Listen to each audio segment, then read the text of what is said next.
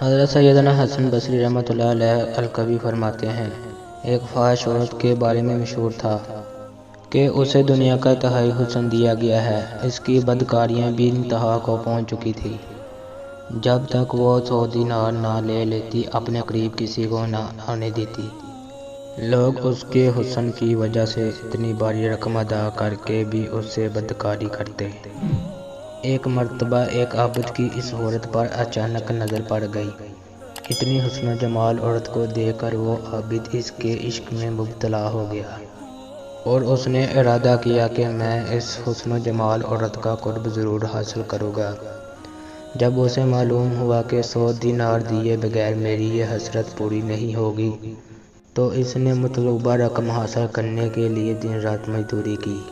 کافی تقاضوں کے بعد جب 100 دینار جمع ہو گئے تو وہ اس بدکار عورت کے پاس پہنچا اور کہا، اے حسن و جمال کی پیکر، میں پہلی ہی نظر میں تیرا دیوانہ ہو گیا تھا۔ تیرے قرب حاصل کرنے کے لیے میں نے مزدوری کی اور اب 100 دینار لے کر تیرے پاس آیا ہوں۔ یہ سن کر اس فاحش عورت نے کہا، اندر آ جاؤ۔ جب وہ عابد کمرے میں داخل ہوا تو دیکھا کہ وہ حسن و جمال عورت سونے کے تخت پر بیٹھی تھی۔ اس نے عابد سے کہا، میرے قریب آؤ اور اپنی دیرینہ خواہش پوری کر لو، میں حاضر ہوں، آؤ میرے قریب آؤ۔ وہ عابد بے تاب ہو کر اس کی طرف بڑھا اور اس کے قریب تخت پر جا بیٹھا۔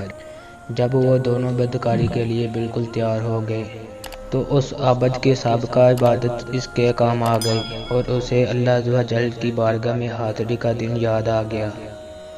بس یہ خیال آنا تھا کہ اس کے جسم پر کپ کپی طاری ہو گئی اور اس کی شہوت ختم ہو گئی اور اسے اپنے اس فعل بد کے ارادے پر بڑی شرمندگی ہوئی۔ اس نے عورت سے کہا، مجھے جانے دو اور یہ 100 دینار بھی تم اپنے پاس رکھ لو، میں اس گناہ سے باز آیا۔ اس عورت نے حیران ہو کر پوچھا، آخر تمہیں کیا ہوا؟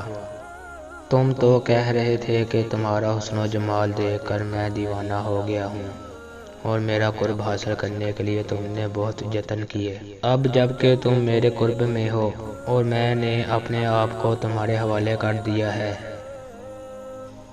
تو اب تم مجھ سے دور بھاگ رہے ہو۔ آخر کیا چیز تمہیں میرے قرب سے مانع ہے؟ یہ سن کر اس عابد نے کہا، مجھے اپنے رب عز و جل سے ڈر لگ رہا ہے اور اس کا خوف تیری طرف مائل نہیں ہونے دے رہا۔ مجھے اس دن کا خوف دامن گیر ہے جب میں اپنے پروردگار عز و جل کی بارگاہ میں حاضر ہوگا۔ اگر میں نے یہ گناہ کر لیا تو کل بروز قیامت اللہ عز و جل کی ناراضگی کا سامنا کس طرح کر سکوں گا؟ لہٰذا اب میرا دل تجھ سے اچاٹ ہو چکا ہے، مجھے یہاں سے جانے دو۔ عابد کی یہ بات سن کر فاحش عورت بہت حیران ہوئی اور کہنے لگی، اگر تم اپنی اس گفتگو میں سچے ہو تو میں بھی پختہ ارادہ کرتی ہوں کہ تمہارے علاوہ کوئی اور میرا شوہر ہرگز نہیں بن سکتا، میں تم ہی سے شادی کروں گی۔ عابد کہنے لگا، تم مجھے چھوڑ دو، مجھے بہت گھبراہٹ ہو رہی ہے۔ عورت نے کہا، اگر تم مجھ سے شادی کر لو تو میں تمہیں چھوڑ دیتی ہوں۔ عابد نے کہا، جب تک میں یہاں سے چلا نہ جاؤں اس وقت تک میں شادی کے لیے تیار نہیں۔ عورت نے کہا، اچھا ابھی تم چلے جاؤ، لیکن میں تمہارے پاس آؤں گی اور تم ہی سے شادی کروں گی۔ پھر وہ عابد سر پر کپڑا ڈالے منہ چھپائے شرمندہ شرمندہ وہاں سے نکلا اور اپنے شہر کی طرف روانہ ہو گیا۔ فاحش عورت کے دل میں اس عابد کی باتیں اثر کر چکی تھیں، چنانچہ اس نے اپنے تمام سابقہ گناہوں سے توبہ کر لی۔ پھر اس نے اپنے شہر کو خیر آباد کہا اور اس عابد کے بارے میں پوچھتی پوچھتی بالآخر اس کے گھر پہنچ گئی۔ لوگوں نے عابد کو بتایا کہ فلاں عورت ان سے ملاقات کرنا چاہتی ہے۔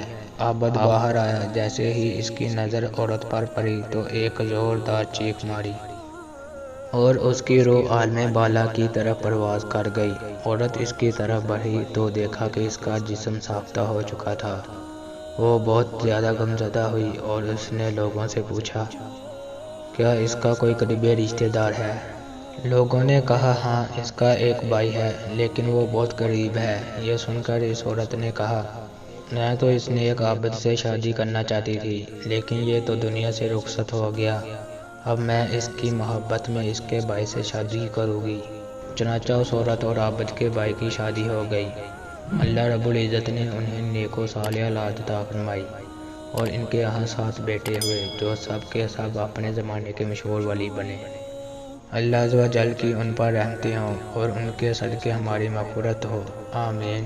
اے ہمارے پیارے اللہ عز و جل، ہمیں بھی اپنے ایسے خوف عطا فرما کہ ہم ہر قسم کے گناہوں سے محفوظ رہیں۔ ہمارا کوئی عضو کبھی تیری نافرمانی والے کاموں کی طرف سبقت نہ کرے۔ اے اللہ عز و جل، ہمیں عبادت کی لذت و چاسی عطا فرما۔ اگر بعد تقاضۂ بشریت ہم سے گناہ سرزد ہو جائے تو اپنے فضل و کرم سے فوراً توبہ کی توفیق عطا فرما۔ اپنی ناراضگی سے ہماری حفاظت فرما، ہمیں گناہوں پر شرمندگی عطا فرما۔ اے اللہ عز و جل، تو ہی گناہ گاروں کے گناہوں کو معاف فرمانے والا ہے۔